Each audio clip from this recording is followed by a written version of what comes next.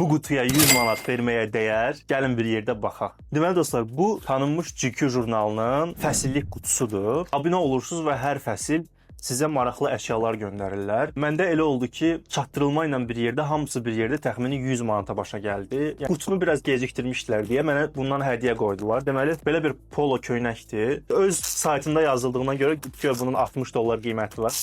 Nəsə inandırıcı gəlmədi mənə.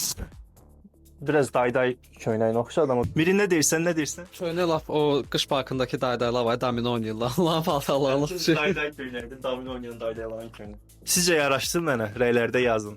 Sonra belə bir hədiyyə qoyublar. Bunu da gecikdiklərinə görə qoyublar bu hədiyyəni, amma əslində keçən fəsil mənə bundan göndərmişdilər. Bu belə açılan çantadır.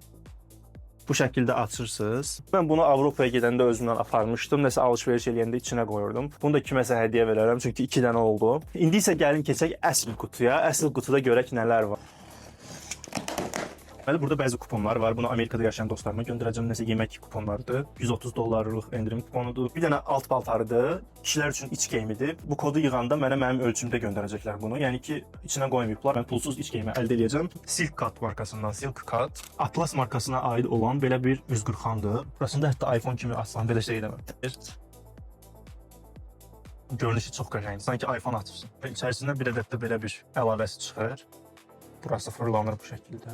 Sonra belə Fransa istehsalı saç və bədən üçün mistik kişilər üçün. Üstünə də yazılıb ki, Made in France, yəni ki, Fransa istehsalıdır. Bu qutuya həqiqətən bu qiymətə dəyər. Ətri qəşəngli bir təbiət ətrini xatırladır. İndi istifadə etdikcə görəcəm bəyənirəm yoxsa yox. Sonra qutunun içərisindən belə bir günəş eynəyi çıxdı. Los Angeles markası da, yalan deməyim, adını çox yaxşı tanımıram. Deməli, bu Pocket Square Clothing və belə bir günəş eynəyidir. Sizcə dostlar, yaraşır mənə?